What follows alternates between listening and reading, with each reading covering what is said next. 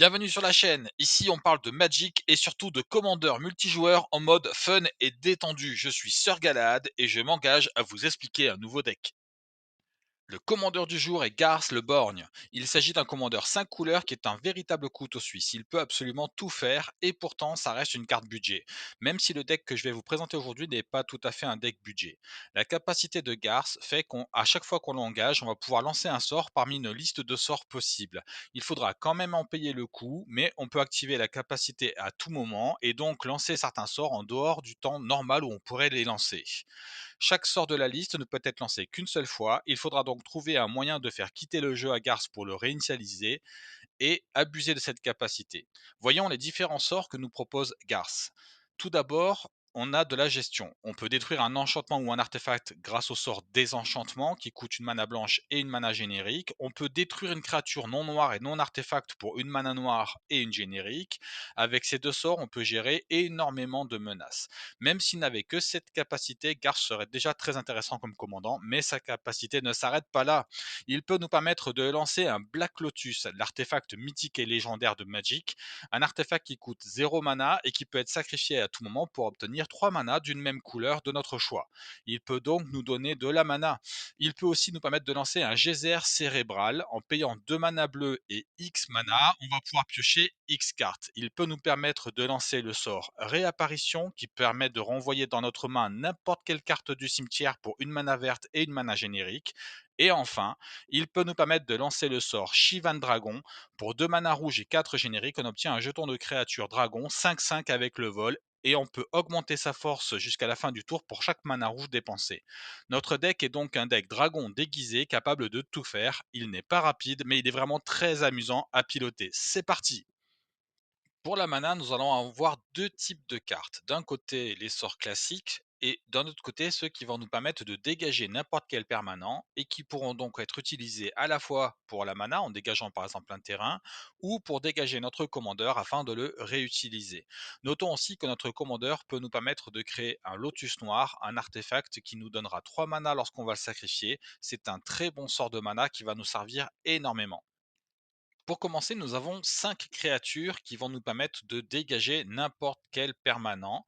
Le fidèle de Kiora, le guide Kelpie, l'invocateur malin qui lui ne peut être utilisé qu'à la vitesse d'un rituel, le vizir de la chute du sable et enfin Yoret de la maison de guérison avec laquelle on aura une petite synergie qu'on verra plus tard dans le jeu.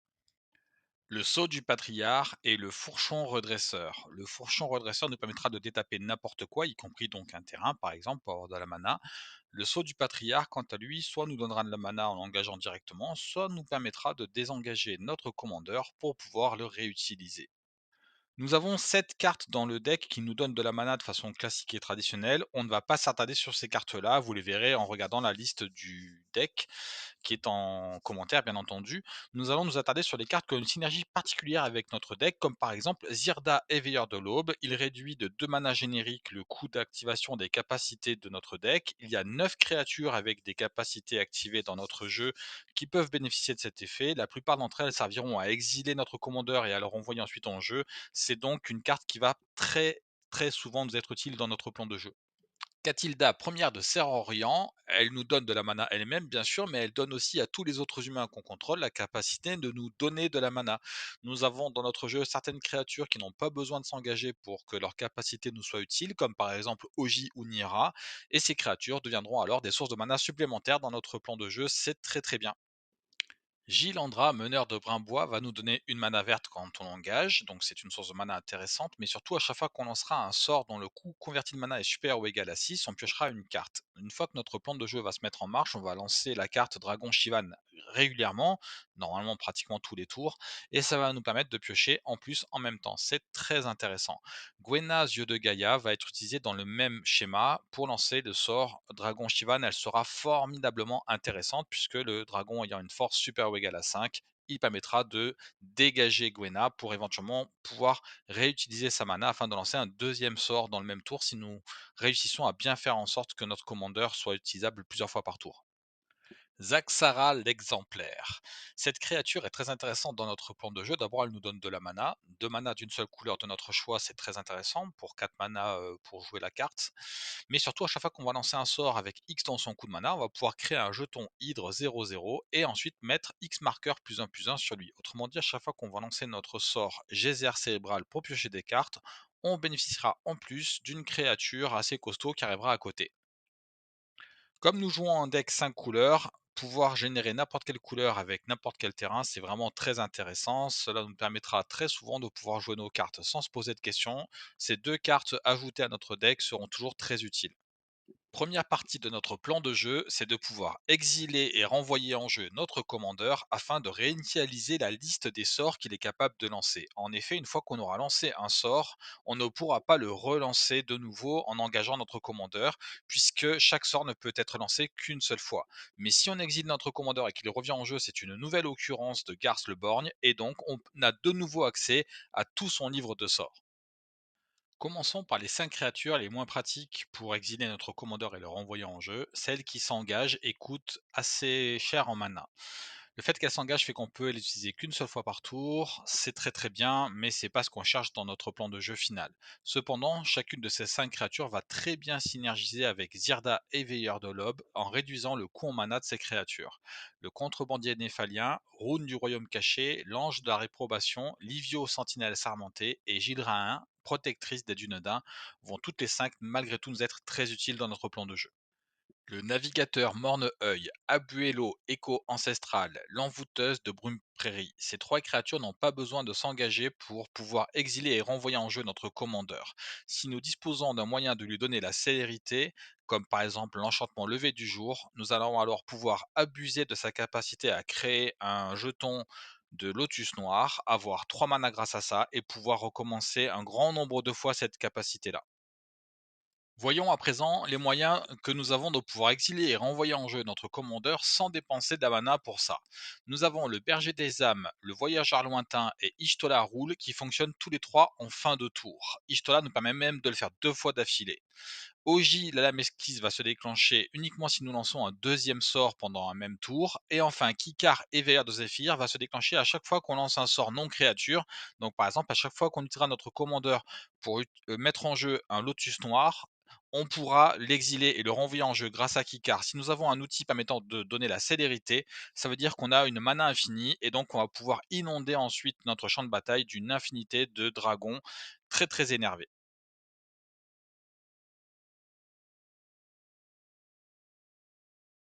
Nous avons ajouté dans notre jeu 3 cartes qui nous permettent de copier les capacités de notre commandeur. Le mercenaire robarien va être capable de copier les capacités activées de toutes les créatures légendaires que nous contrôlons. Le bracelet de l'illusionniste équipé sur notre commandeur va nous permettre de pouvoir activer deux fois sa capacité à chaque fois qu'on l'engage. Attention toutefois, on ne pourra pas utiliser un sort qui a déjà été utilisé avec cette même occurrence de notre commandeur, même avec le bracelet de l'illusionniste. Marvin, Mimic Meurtrier, va lui aussi avoir toutes les capacités activées de notre commandeur, et il y a d'ailleurs une synergie intéressante avec Liorette de la Maison de la Guérison, puisque comme c'est elle aussi une créature légendaire, elle va avoir la capacité, quand on utilise sa deuxième option, de dégager à la fois Marvin et notre commandeur, et on pourra ensuite utiliser Marvin pour dégager notre commandeur et Liorette. Avec ces trois créatures en jeu, nous avons une boucle nous permettant de les dégager à l'infini.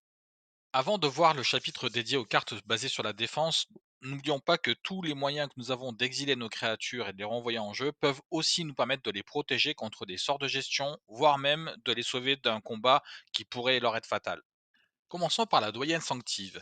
Dès qu'on l'engage, elle va donner à toutes nos créatures la protection contre toutes les couleurs d'un permanent que nous contrôlons jusqu'à la fin du tour.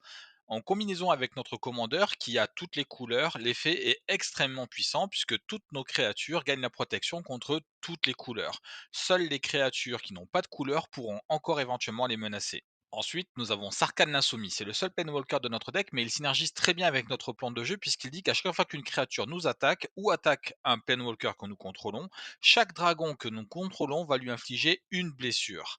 Si nous réussissons à mettre suffisamment de dragons Shivan en jeu grâce à notre commandeur, en gros, nous allons empêcher toutes les créatures de nous attaquer sous peine d'être détruites.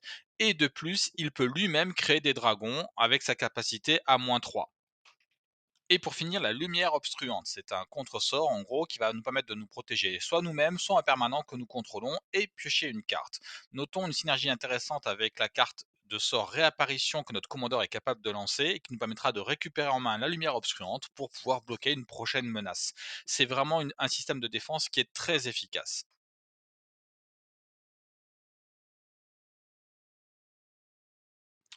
Notre commandeur va nous permettre de créer des jetons de créatures dragon Shivan. Autant les copier. Case et les rangs en augmentation nous permettent de peupler. Peupler nous permet de copier n'importe quel jeton de créature que nous contrôlons. Romana 2, quant à elle, va nous permettre de pouvoir créer une copie d'un jeton au moment où il est créé, mais de n'importe quel type jeton, y compris un jeton de lotus noir. C'est très intéressant du coup. Imoti, célébrant de l'abondance. Cette créature à la cascade, ce qui est déjà intéressant en soi, et en plus, elle va donner la cascade à tous les sorts que nous lançons dont le coût converti de mana est supérieur ou égal à 6. Autrement dit, à chaque fois qu'on va lancer le sort Dragon Shivan, qui vaut 6 mana, nous allons pouvoir appliquer la cascade. Pour appliquer la cascade, nous exilons les cartes du dessus de notre bibliothèque jusqu'à ce qu'on exile une carte non terrain d'un coût de mana inférieur, et nous pouvons la lancer sans payer son coût de mana. Si nous décidons de ne pas la lancer, nous la mettons ainsi que toutes les autres cartes exilées auparavant sous notre bibliothèque dans un ordre aléatoire. Esix Efflorescence Fractale. Lui, il va nous permettre à chaque fois qu'on doit créer un jeton pendant chacun de nos tours, de pouvoir à la place choisir n'importe quelle créature que nous contrôlons autre que lui-même, afin d'en créer autant de jetons qui sont des copies de cette créature. Nous pourrions par exemple vouloir copier les fidèles de Kiora pour pouvoir détaper encore plus de permanents chaque tour, copier les bergers des âmes pour exiler encore plus de fois une carte et la renvoyer en jeu, ou encore mieux, copier les mercenaires robariens afin d'avoir encore plus de copies capables de copier toutes les capacités activées de toutes les créatures légendaires qu'il y a dans notre deck, et il y en a plein des intéressantes. Nira, mage sauvage. Elle peut être très amusante et c'est pour ça que nous l'avons rajoutée dans le deck. À chaque fois qu'on va utiliser notre commandeur pour lancer un sort, et idéalement quand on va le faire pour lancer par exemple le Lotus Noir qui vaut 0 mana, on va pouvoir décider de ne finalement pas lancer le sort et de le mettre sous notre bibliothèque. Là il disparaîtra parce que c'est pas vraiment un sort, c'est un jeton d'un sort entre quelque sorte. Et à la place, nous allons pouvoir jouer la carte du dessus de notre bibliothèque, enfin en tout cas la prochaine carte du dessus de notre bibliothèque qui n'est pas un terrain gratuitement. C'est un peu chaotique, très amusant. C'est une sorte de cascade déguisée dans le sens où là, on n'a aucune limite à la valeur de mana du sort qu'on va lancer. L'ascendance Jeskai, à chaque fois qu'on va lancer un sort non créature, on va pouvoir dégager toutes les créatures qu'on contrôle et en plus elles gagneront plus 1 jusqu'à la fin du tour. C'est vraiment très très fort avec notre commandeur. Kiora, quant à elle, va nous permettre de dégager un permanent ciblé pour un point de loyauté, et surtout à chaque fois qu'une créature avec une force supérieure ou égale à 4 arrivera en jeu, elle nous permettra de piocher une carte. Donc à chaque fois qu'on va lancer le sort Dragon Shivan, on piochera une carte. Ces deux cartes sont vraiment très intéressantes et très synergiques dans notre jeu. Plus grand à l'intérieur est un enchantement qui va nous permettre de pouvoir enchanter soit un artefact, soit un terrain, et en général, on va cibler plutôt un terrain. Le terrain, une fois qu'on va l'engager, va nous ajouter 2 manas d'une seule couleur de notre choix, et le prochain sort qu'on va lancer au cours du tour aura la cascade. En synergie avec toutes les cartes qui nous permettent de dégager nos terrains, comme par exemple le fidèle de Cura, ça va être extrêmement intéressant. Le caveau de Limdul et le mythe de Brokos sont deux cartes qui vont être extrêmement puissantes dans notre plan de jeu.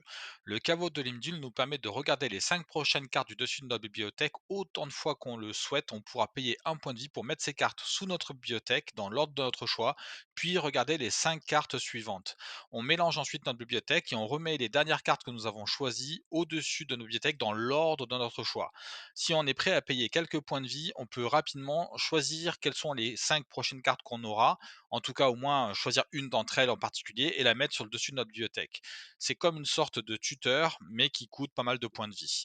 Le mythe de Brokos, quant à lui, est beaucoup plus fort puisqu'il nous permet d'aller choisir n'importe quelle carte de permanent dans notre bibliothèque et de la mettre ensuite dans notre cimetière, et ensuite de renvoyer 2 cartes de permanent depuis notre cimetière dans notre main. Et grâce au sort réapparition que notre commandeur est capable de lancer, nous allons pouvoir récupérer ces 2 cartes dans notre main à chaque fois qu'on le voudra pour pouvoir les réutiliser. C'est vraiment très très fort.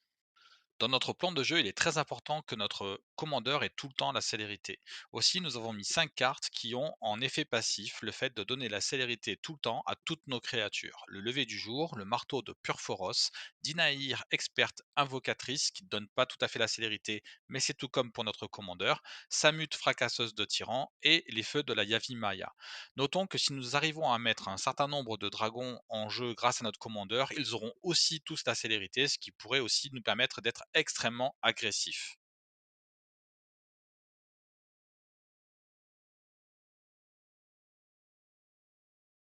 Commençons par Lausanne, héritière des dragons. À chaque fois qu'on va lancer un sort de dragon, Lausanne héritière va infliger un nombre de blessures égal à la valeur de mana de ce sort à n'importe quelle cible qui n'est pas un commandant.